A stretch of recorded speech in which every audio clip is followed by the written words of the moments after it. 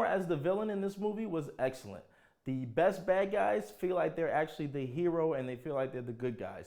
In this particular movie, Namor felt like he was protecting his people from what would happen if they were discovered and if their vibranium was also discovered. So he doesn't feel like he's the bad guy. He feels like he's the hero. So that's important because that scene where we go down to the actual city that is his city where all his people are, he's showing Shuri like he becomes more of a humanized villain at that point. Where he's showing her, hey, here's my people, here's the city, here's where we live peacefully outside of what's going on up on the surface. And he even gives her his backstory and lets her know, hey, here's how I came to exist. I love the fact how they showed that scene where they show how his mother gave birth to him. They showed the fact that he was born with the wings on his ankle and he can breathe the air as well as go underwater like the rest of his people. So of course he's seen as a god, but he said he was a mutant. So with him using the word mutant, we already know what that means.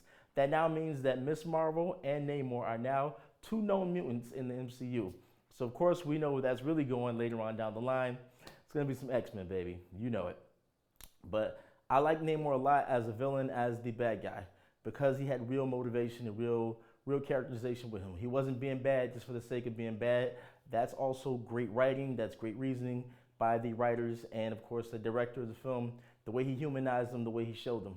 And I like the fact that they made him actually tough and badass. Like Namor was, he was a hard defeat, you know.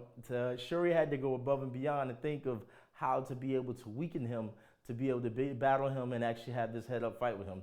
I thought it was genius that she figured, okay, I'm gonna need to take him somewhere out to the desert to try to dry him out and have him evaporate, have the water in his skin evaporate some, because it's gonna make him a little bit easier to be able to fight.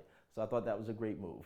But Namor as the villain, I liked him a lot. I also really like the fact that they did not kill him and he's still alive at the end of the movie. As stated before with Queen Ramonda, where she was getting all this pressure from the rest of the world because they wanted Wakanda's vibranium, that illustrates and shows that Wakanda doesn't have a whole lot of allies.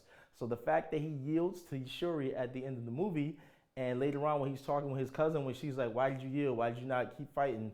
And he said, you know, Wakanda doesn't have any allies now. They're the strongest nation up there, and they're going to see us as a friend. So when stuff keeps happening to them up there, then who are they going to be able to turn to? They'll only be able to turn to us. So I like the fact that Namor has that type of a chess mentality where later on down the line, he will still be able to align with Wakanda and try to carry out his plan of being able to basically destroy the surface world. I like that a lot. Namor as the villain, he's a very nuanced character. Love the fact that his powers were dope, and I like the fact that he's very powerful, and I like that he was really handling his business throughout the film. I like that he was willing to be ruthless when he needed to be ruthless. The fact that he killed the queen, and just he was willing to go all the way 100% there and take it there at anyone. So I think that's really dope.